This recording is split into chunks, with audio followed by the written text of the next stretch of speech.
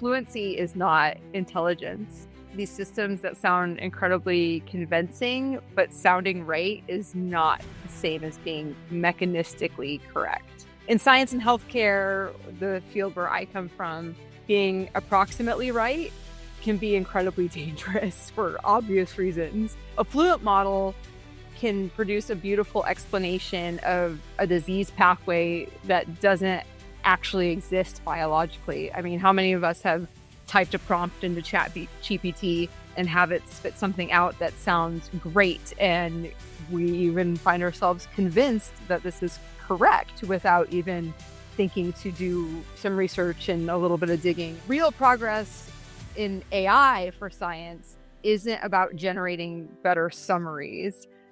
Better summaries isn't going to solve disease. Welcome to The Edge of Show, your gateway to the Web3 revolution. We explore the cutting edge of blockchain, cryptocurrency, NFTs, ordinals, DeFi, gaming, and entertainment, plus how AI is reshaping our digital future. Join us as we bring you visionaries and disruptors pushing boundaries in this digital renaissance. This show is for the dreamers, disruptors, and doers that are pumped about where innovation meets culture. This is where the future begins. We're expanding across new frontiers, streaming on Zora and Rumble. On Zora, creativity lives on-chain where every post, drop, and idea can evolve into something of real value. Explore what we're building on Zora at zora.co. And on Rumble, you'll find the space where creators connect freely and conversations grow without limits. Catch our episodes and join the discussion on Rumble at rumble.com. Just hit either platform and search The Edge of Show to find us. Two communities, one mission building the future together. Hi, everyone, and welcome to this special edition of The Edge of Show. This episode is co-produced in collaboration with Beyond the Code AI, bringing together leaders shaping the future of decentralized intelligence and AI-driven innovation. I'm your host, Josh Krieger, and today I'm joined by my special co-host, Nefertiti Strong, co-founder of XRAagency.co and founder, director, producer of Beyond the Code AI. Nefertiti, it's great to do this show together. It's one of a series of shows we'll be doing together. Nice to have you here. Thank you so much, Josh. Super excited to be here at Edge of Co. I'm a huge fan, so very excited to be a part of it. And thank you all for having us. Today's show features Kennedy Schaal, a really good, amazing person. Kennedy is the founder and CEO of Rejuve Biotech. Kennedy Schaal is a leading biologist and biotech executive with nearly 20 years in longevity research spanning evolutionary biology, genomics, and neurobiology.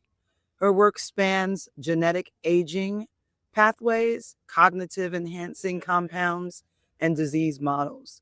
Today, she integrates AI with multinomics data and at Rejuve Bio, advancing precision longevity medicine and building decentralized AI infrastructure for scientific discovery. Kennedy, welcome to the show.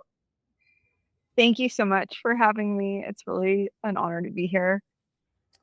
Yeah, it seems like there's nothing anyone wants to talk about except AI. It's everywhere right now, and much of the focus is on content generation.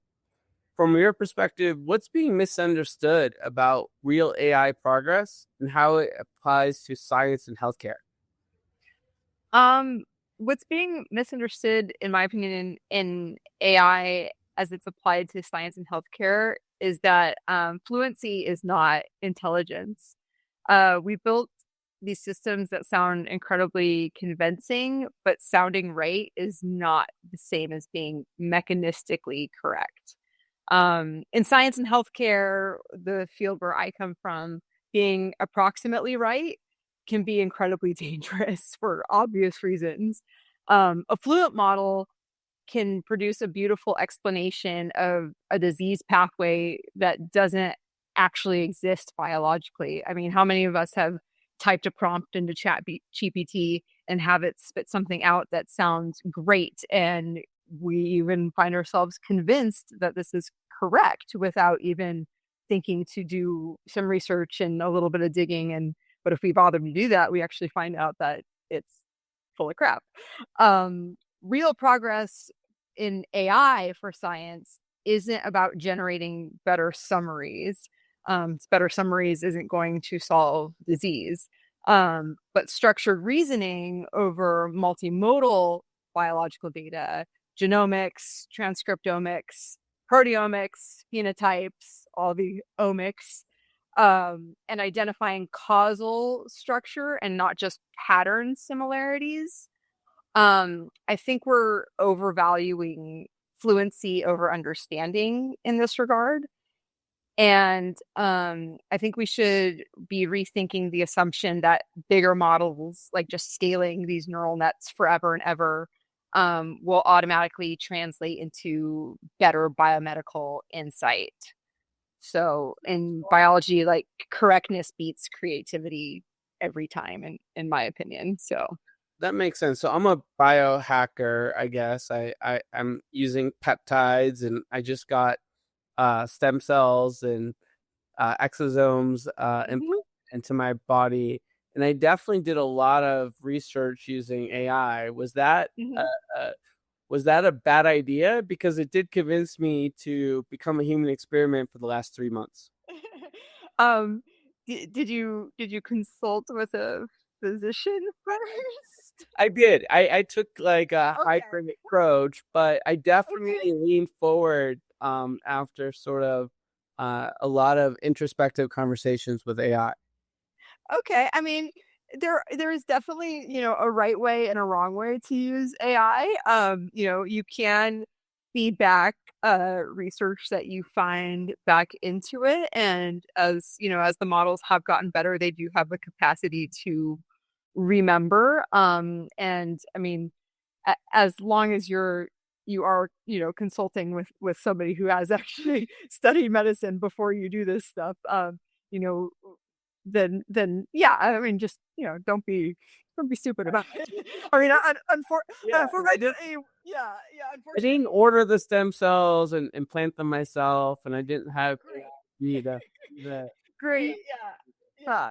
I mean, unfortunately, I don't know if you read in the news, but there was an incident in the longevity community at RadFest last year in Vegas, which my one of my dear friends and mentors, Aubrey DeGray, and also a good friend Dave Wood, are now involved in sponsoring.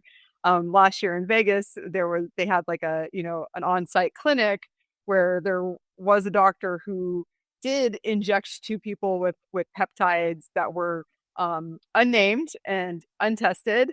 And two women actually did end up going to the hospital. Um, so, and even now, like, people, obviously, my husband's actually a peptide specialist at Keck Medicine at USC. And, we tried to find out like what peptides were, and there's nothing on the website and everything like that. And, people hear peptides and they think they're just, kind of these innocuous things. It's just, but no, there's trillions of them, and there are proteins that actually, proteins are the things that are very active in your body that literally make things happen. So you should just be like injecting them willy-nilly. So as long as you're under the guidance of something, then yeah, of course. I mean, and there's a right way and a wrong way to use AI, like so. Well, Kennedy, when you talk about moving AI from prediction to structured scientific reasoning, what actually changes in how discovery happens? So there's a pretty big difference between prediction and reasoning. I mean, they do work together, but they're different. Prediction tells you what is likely, and reasoning tells you why. That shift changes discovery fundamentally. And instead of saying this gene expression pattern correlates with disease, we can ask, what is the causal change? Like, which transcription factor regulates which pathway? What compensatory networks activate? Causality means that you can then intervene. So like if I like, perturb this particular node, does the disease phenotype change in any way, or does the observed phenotype change in any way? A trustworthy AI generated hypothesis for a disease intervention would need three things: a statistical signal, biological plausibility, and cross data set reproducibility. If that hypothesis fails at any one of those things, it would be interesting, but not actionable from like a disease intervention state. So we have something that we call in biomedical research that we refer to as the translational valley of death. And what that is the effort that it takes, the Herculean effort that it takes to get from a benchtop in a lab into a human being for a therapeutic. And that is where 95% of drugs fail. And it's, you might have a target in mind and everything looks good in your initial testing. It looks good in vitro in your petri dish. It looks good in vivo, which is in your mouse or your rat studies. But you get to a human and for whatever reason, it doesn't work. And that's where you find out like, oh, we are actually targeting the wrong genetic variant, or sometimes it's the wrong gene altogether. It's actually, a gene next to this gene that's in influencing its expression. And that could be, in some of these generative AI tools, it might have, indicated that you were on the right path, but maybe not, because they're kind of black boxes. So there was no way to actually know what the mechanism of action was that you were supposed to be targeted. A reasoning layer, like what we've built, would solve that. So you would know from the beginning the actual mechanism that you're targeting, and you would have a much higher chance of getting across that valley of death and knowing that the actual target you're going after in those poor little mice and rats who have sacrificed their lives and that are very expensive to use would actually translate into a human being. And my hope is that all this AI and this advanced research will actually remove the need for those mice and rat studies, because they're not very accurate anyways for how expensive they are. And it's cruel and unusual. So a reasoning layer would actually improve the accuracy of that. I mean, for all the promise that these generative AI tools have held in biomedical research, we should have really had an AI generated drug by now. And I mean, there's some in human trials, but their readouts really aren't as good as they should have been. And there's a lot to be said for mechanistic causality and keeping a human in the loop to update those rules. Well, so talking about humans, I mean, you and I were both just a part of the African Tech Summit, or the Cardano African Tech Summit in Nairobi. And you had a chance to work with Emilian Popa, who's a, biohack, I mean, all of the above. And, you were able to get together with him to talk about data and human data. What does that look like for you after being in Nairobi, seeing the amount of data that you've now been exposed to and the level of healthcare that doesn't happen? How are you able to use that data? So being in Nairobi was an amazing experience. And I'm so happy I had the opportunity to go. I can't wait to go back. Over the last week since I've been back, I've kept in touch with many of the people that I met there. I actually was on the phone this morning with a group of people that I met there advising on their startup. And so one of the things about the data coming out of Nairobi, we need to build data networks that maintain sovereignty. It's a very important corridor because the future of AI-driven health cannot just be built in places like Silicon Valley or Palo Alto or Boston. Like, we're not only are we going to get really terrible homogenous health models. I mean, that's one of the reasons with some of the health AI that we have now is that the data that they're trained on come from very specific groups of people. And I always say that one of the paradoxes of personalized medicine is that to understand one person really well, you have to understand everybody really well. And we all have African DNA. And that is a huge chunk of data that is missing in these health models.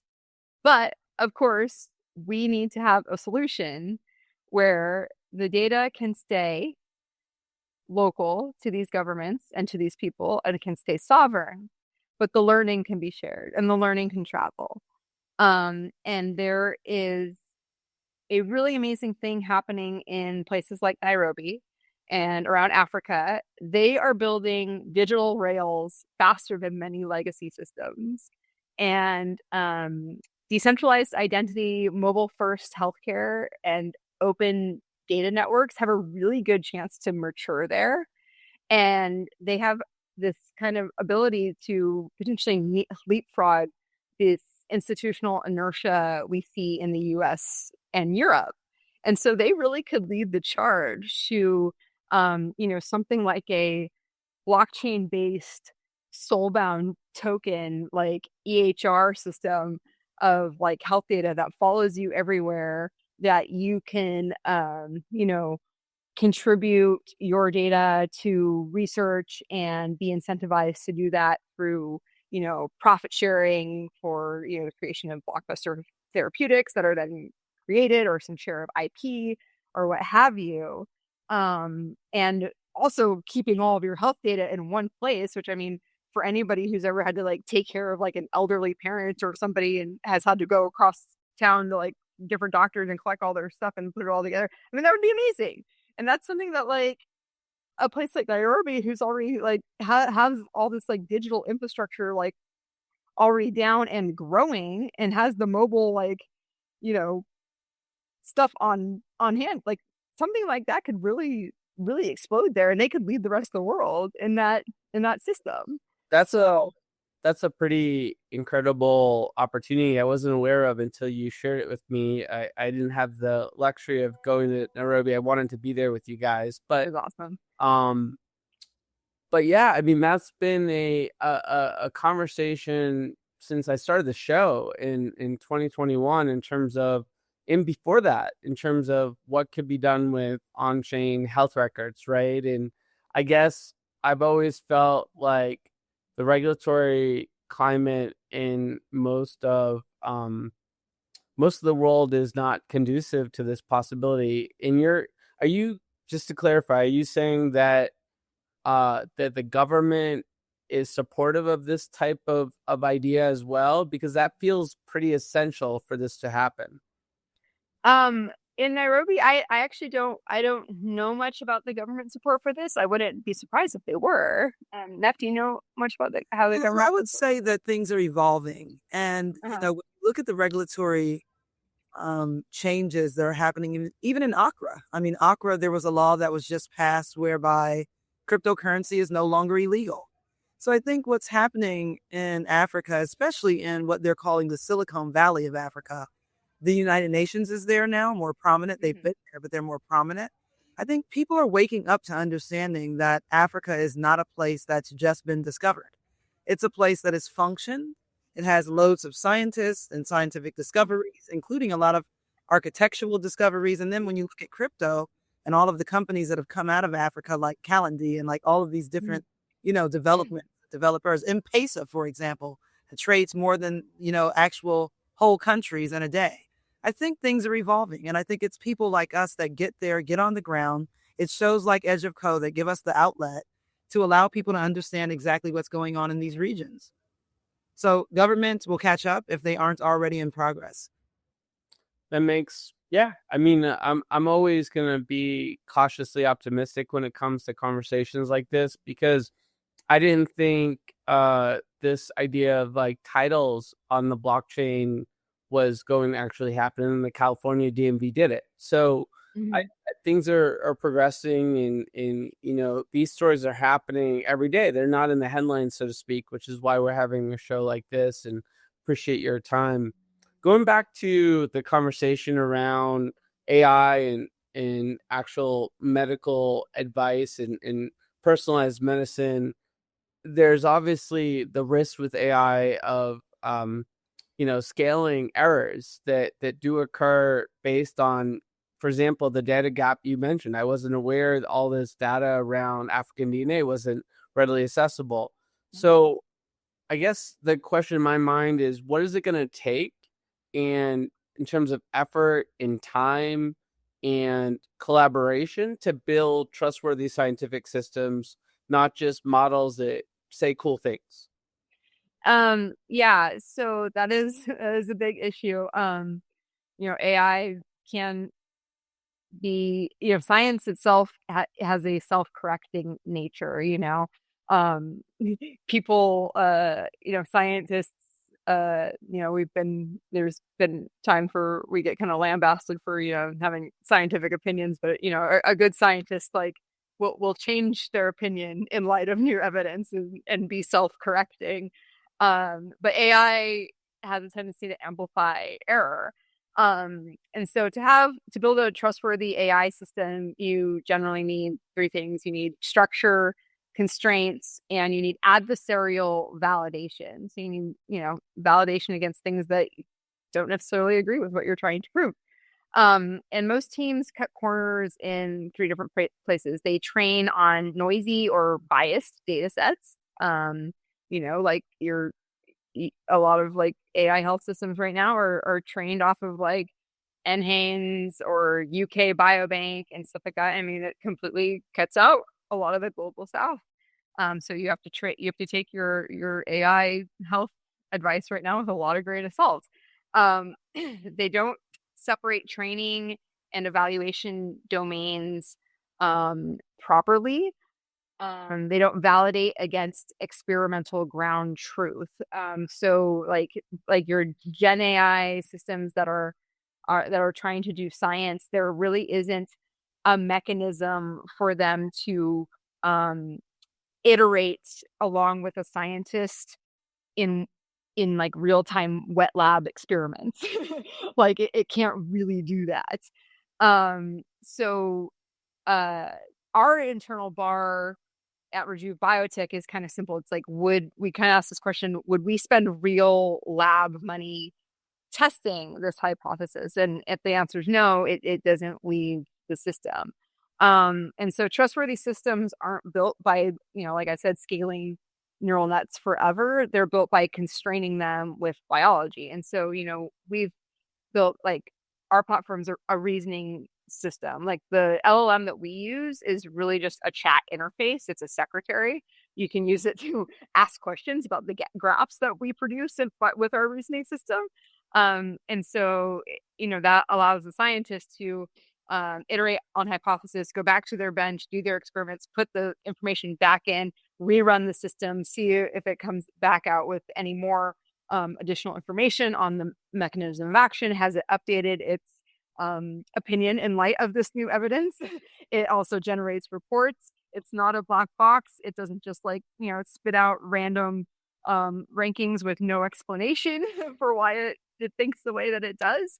And so that makes it very different from just like some neural net that's just going to give you a pattern. So yeah, so those are like some of the risks that we're trying to mitigate. So yeah. So when AI health data and decentralized systems converge, ethics get complicated. What governance structures actually work in that environment, Kennedy? Um, in my opinion, governance really needs to be layered. Um, I think data ownership should remain with the source, whether that's the patient, preferably the patient, or the institution that's, um, hopefully collectively, governed by patients. Model governments should be transparent and auditable at all times. Um, Outcome governance, I think, should be shared where value is created. I mean, I think this is all something that, I really have a lot of hope in blockchain as a solution for a lot of this. I really hope that blockchain-based um, electronic health records become a thing. I mean, I certainly want to have it on. I certainly have it on my roadmap for our clinical applications. Um, Consent at scale means like programmable consent, like granular, revocable, purpose bound, like that anybody can opt in, opt out at any time. Anybody can audit like what's being done with their information at any time. What doesn't work in governments is opaque foundation models trained on scraped biomedical data with no attribution. So basically, like, what 23andMe did, like selling everybody's genomic information that like they paid to have them do to the highest bidder. Um, if AI is going to transform healthcare, it must be accountable to the people whose biology trains it. I mean, we're entering into a world where data is the new oil or data is the new gold. Like, we might be in a situation here where, we will be in a situation here where like AI is, where data is the most valuable thing that you have. Like your data, your personal data.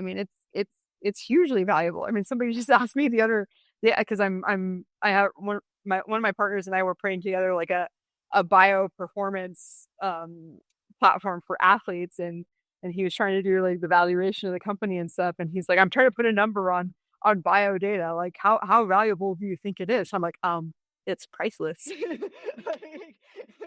And he kind of laughed and he's like, yeah, I know that's your opinion on it. I was like, no, it really is. But and I actually did ask Gemini, which is, Google's thing, like, what would you value at it? And Google would value at like $500 billion was the estimate, was for the biodata marketplace by like 2027, I think is what it put it out at. So yeah. Appreciate all that context, and having someone with your background sort of unpack this for us is really valuable.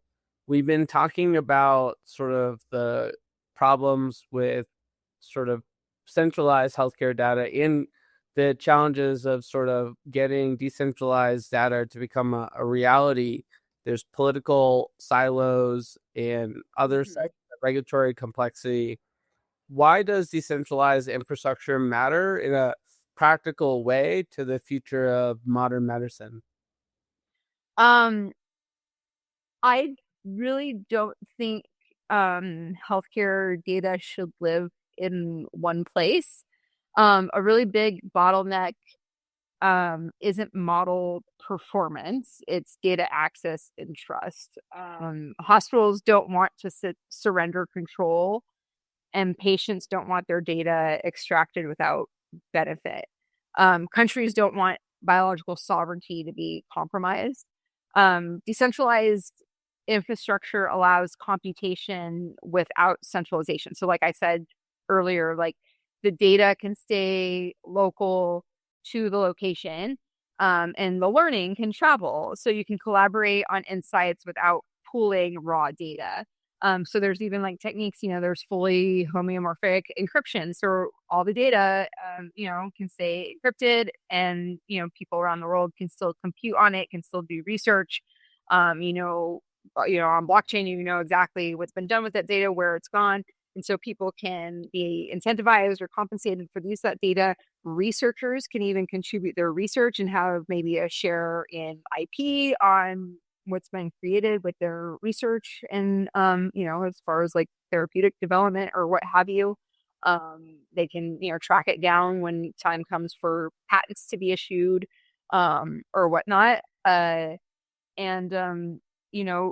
it's really, in my opinion, like the only way that global scale biomedical AI becomes viable. And I really think I think it's a really great way forward to not only enjoy the pace of medical advancement that we have up until this point, but increase it. Like we could do better.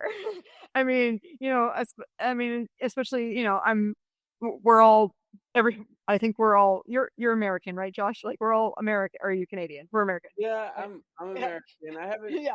spent too much time there the last year. Yeah. Yeah. Yeah.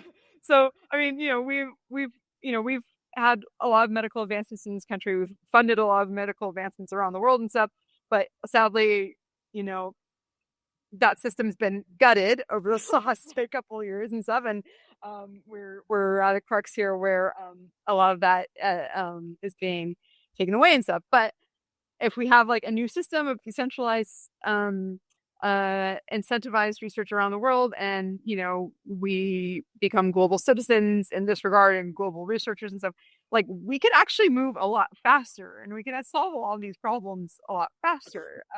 And nobody, and if people want to keep data people, there's an opportunity for people to keep data private, to retain their own IP and still collaborate in research and share research, and still benefit in a monetary sense for themselves. That So that definitely resonates with me. And just today I was looking at just temporary healthcare plans in Colombia, and I think I'm paying $800 a month for my own healthcare in the US, which is full of loopholes and caveats. And I got a quote with no loopholes and new caveats for a very comprehensive plan for $200 a month. oh my god.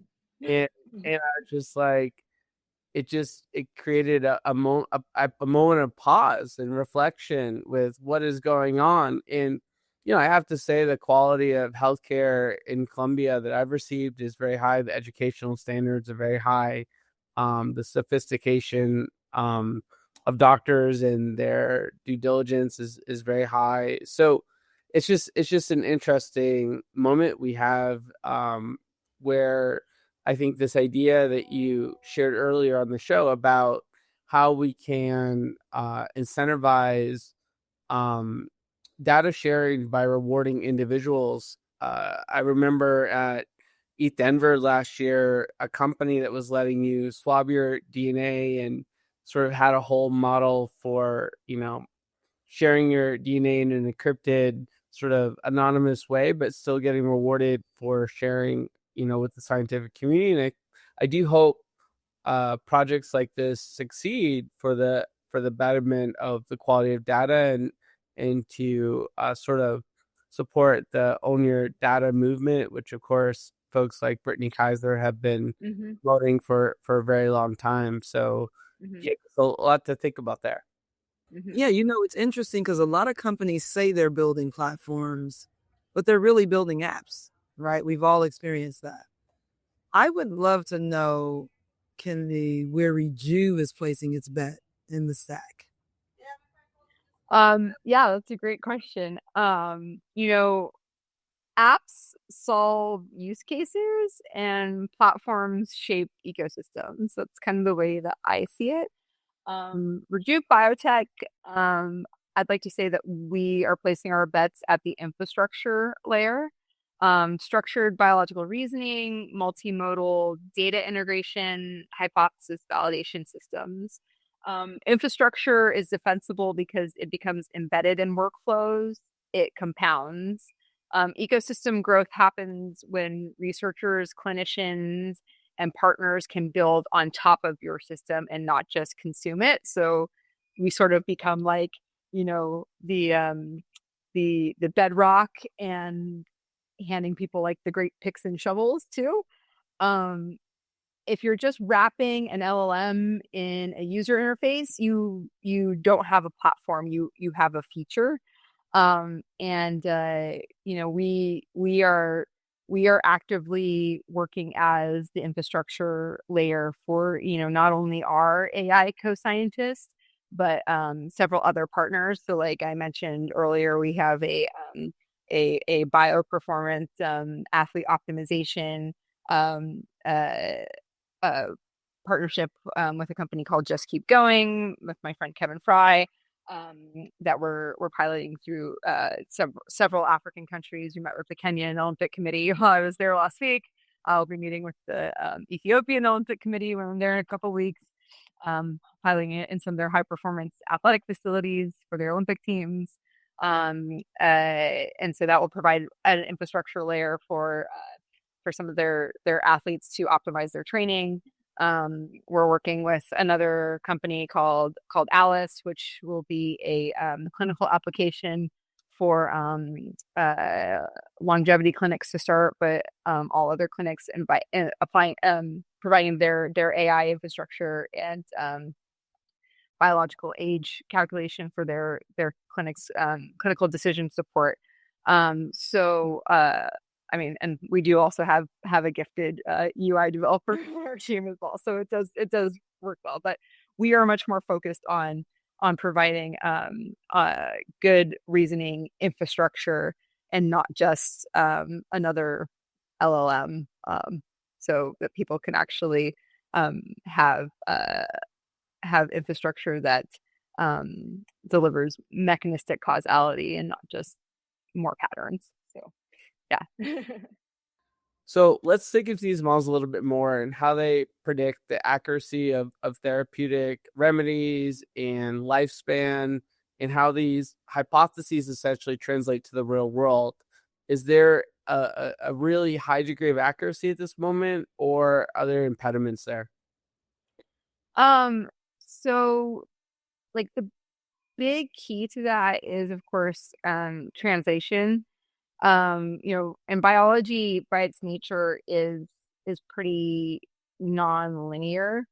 Like, mouse models lie, human heterogeneity explodes your signal. Regulatory pathways are slow. Clinical endpoints are very noisy. And generally, teams in the lab tend to estimate a few different things like delivery mechanisms, off-target effects, and patient stratification. Realistic progress in this regard looks like incremental compounding, better target selection, and improved trial design. So shorter iteration cycles. And in this regard, we can have some more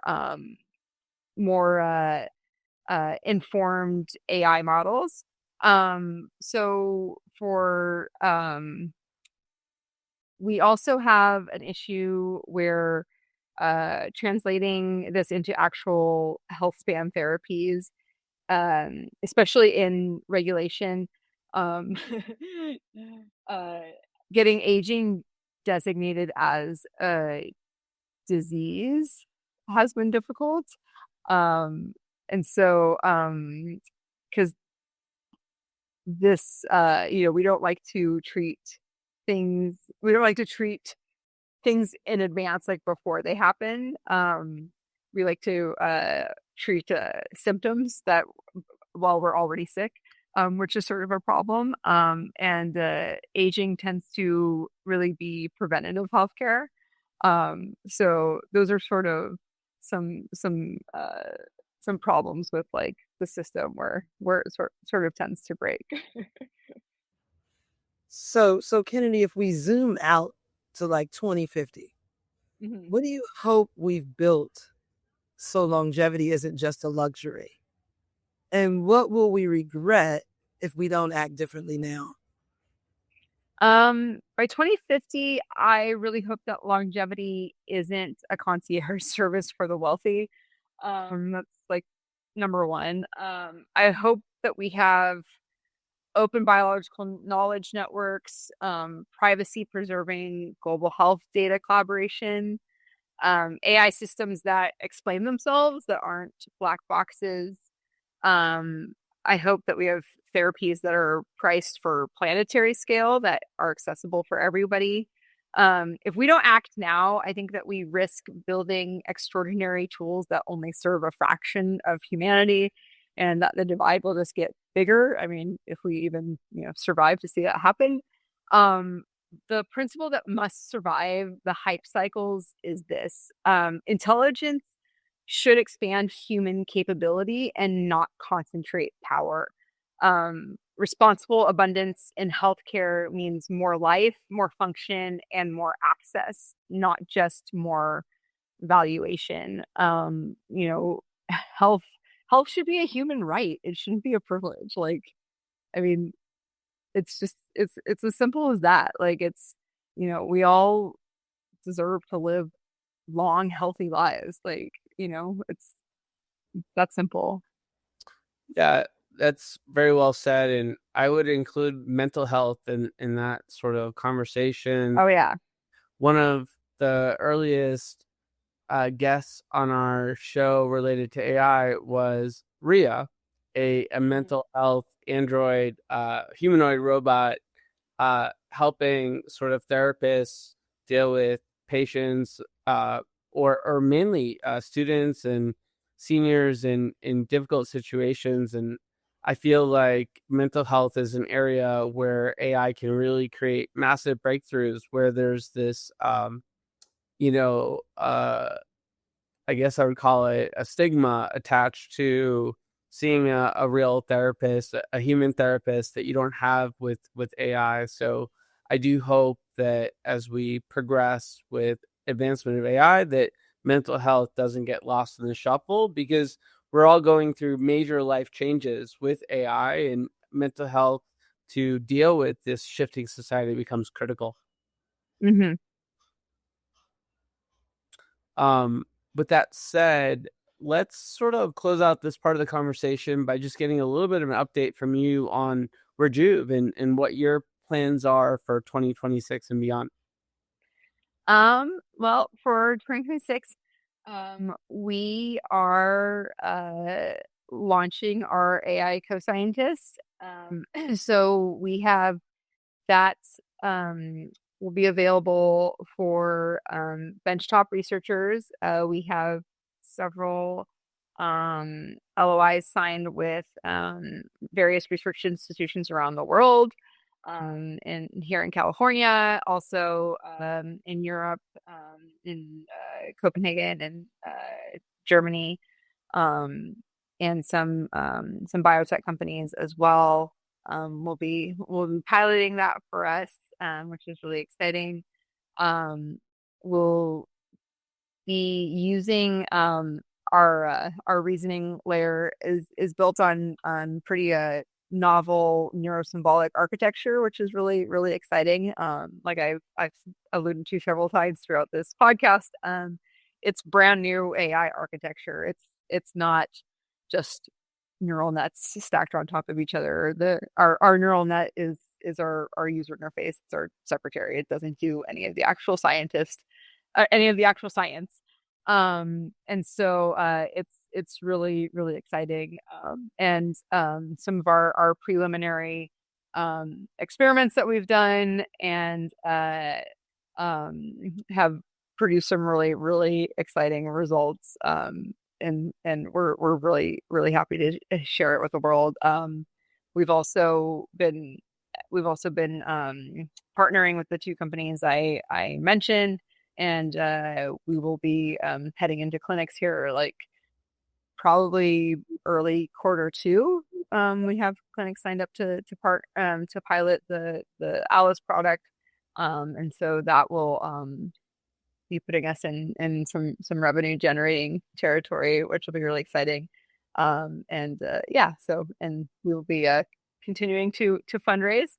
So there's that, and then we'll be traveling to various conferences and stuff, and I will be on stage and speaking and doing all of that. So yeah, the 2026 hopefully will be a very, very big year for us. Yeah, launching our babies that we've worked so hard to raise, and hopefully becoming a real revenue generating company. So that's very exciting. Yeah. Busy year ahead. How big is your team? So we have a team of 14 staff developers in Addis, Ethiopia.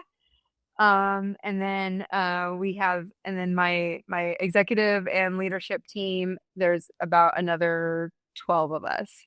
So yeah. And then a lot of my about 4 of my leadership executive team actually came from the program in Ethiopia that my developers were trained at as well. So it's very, very cool. So I have a very global team. Yeah, we span Europe and both coasts of the United States and Africa. So we're all over the place. So Yeah, and was this your first time visiting Africa for this event, or? oh no, this was my third time to Africa. And then I'll be back in I'll be in Ethiopia for the second time next month. So yeah. Great. Any parting advice for folks that haven't been to Africa in terms of you know, I guess Oh. where you'd recommend they go first, and all that jazz? Well, let's see. Well, I've been to East Africa, so I've been to Ethiopia, now Kenya, and then the only other country I've been to is Mauritius, which some people debate whether or not that's an African country. They certainly think they're an African country, um, but it's in the middle of the Indian Ocean. But my advice would be go to Africa. Um, Get over there. it's really it cracks me up. I'm from Orange County, California, and in my other life, I'm you're somewhat typical or OC mom running around with 2 kids and in those circles, and people look at me like I have 3 heads with how often I go to Africa now, and they have their preconceived notions of what Africa is, and they're like, oh, well, there's a tech summit, and I'm like, yeah, what do you guys think is going on in Africa? Yeah, I'm like, Kenya is very advanced. Like if you're gonna go there, Kenya is beautiful. You've got Mombasa, beaches, Gabon. These places are fully equipped with all the stuff that you need, spas and beautiful restaurants, and yeah, there's all kinds of things. I think there's a big misconception about Africa right now. But I would love to just say this has been an amazing show. I'm so grateful that Beyond the Code has had a chance to really team up with Edge of, and that we've got a guest like yourself who spans the globe. I think, as a fan of the show myself, I love the fact that we get to now talk about Africa together, because I think the global south is something that the majority of these companies are looking at. The other thing also, just for the audience, is that Kennedy's team is mentoring a lot of the young developers that Beyond the Code is capturing in India and in Africa. So right now we've just launched in Chennai, India at the St. Joseph's Institute of Technology. A lot of those kids are learning some of the same technologies that Rejuve Bio are actually using. And so having those developers be a bridge to younger developers is awesome. The same with young developers in Kenya. We've done hackathons and incubators in Kenya, and we use a lot of the same teams. So that's what's really inspiring, is that the guys out of ICOG get a chance to travel and teach, and then they get to see advanced models like Rejuve Bio using that technology. They get to see others that are looking like them actually have, jobs using the technology, building companies. So I think it's super exciting what's happening in the future, and actually in the present moment. So I just want to say thank you, Edge of Show, for giving us this platform and for allowing us to bring in Rejuve Bio and the CEO, Kennedy Schaal, who's a really doll and a good friend of mine and an advisor. So thank you so much. I mean, Thank you for following you yeah, around thank forever. you. Yeah, well, this is awesome. the pleasure has really been all ours. This is episode 470, and we haven't zoomed in this level of depth on Africa yet. We've covered events all over Asia, all over Europe, South America. We haven't been to Antarctica yet, but we certainly should have been spending some time in Africa. So thanks for sort of catalyzing this series. Really excited to do it with you, Nefertiti. And Kennedy, thank you so much for joining us on the show today. If people want to learn more about you and Rejuve, where should they go next? You can go to our website is rejuve.bio. You can connect with me on LinkedIn. You can find me there at Kennedy M. Schaal. I'm pretty easy to find. I think I'm the only person on there with that name. So yeah, you can find me on Instagram at Kennedy 1985. You can find us on X at Rejuve_bio. Yeah, just come find us. You can message me. I'm usually pretty responsive. Um, so yeah, and I love I love mentoring other young startup founders and stuff. It's one of my favorite things to do too. If anybody has questions and stuff about any of the things that I've talked about, whether it's bio related or not, or startup founder related or anything, like I love doing that. So yeah. Pretty much, it feels like your lab is your second home. That's what I'm. It is. It is, yeah. She didn't talk about the fruit flies, but that's the next episode. Oh yeah. The fruit flies are that's a whole other thing. So those are the longest lived fruit flies on the planet, by the way. So yeah, that's a whole other thing. All right. That's a good cliffhanger. Yeah. Thank you so much for joining us today. Oh, thank you so much for having me. Yeah, this is great. We've reached the outer limit at the edge of show for today. Thanks for exploring with us. We have room for more adventurers on our starship, so invite your friends and cool strangers to join our journey.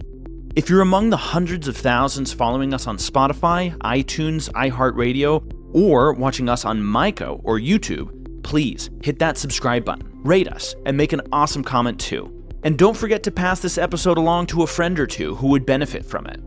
Doubling back to again, recommend checking out myco.io, where you can watch The Edge of Show and earn for your time and attention. That's myco.io. Don't forget to visit theedgeofshow.com. The is part of the domain name, where you can learn more about collaborating with us and also subscribe to the Edge of Weekly newsletter for the latest Web3 news, events, and show drops. In addition, connect with us on all major social platforms by searching for The Edge of Show. Join the exciting conversations happening online. Lastly, be sure to tune in next time for more great Web3 and AI content. Until then, keep pushing the boundaries. Thanks again for hanging out with us today. The views and opinions expressed on The Edge of Show reflect solely those views and opinions of the show host and its guests. Please make sure to do your own research. Our show is not financial advice. You understand that you are using any and all information on or through this podcast at your own risk. Whenever making financial decisions, we recommend doing your own research and talking to your accountant for financial advice. From time to time, we may feature sponsored content on the show for which we receive value, and we may share links for which we receive a commission if you make a purchase through one of these links. Refer to our website, www.edgeofnft.com, for our full disclaimer, terms and conditions, and privacy policy.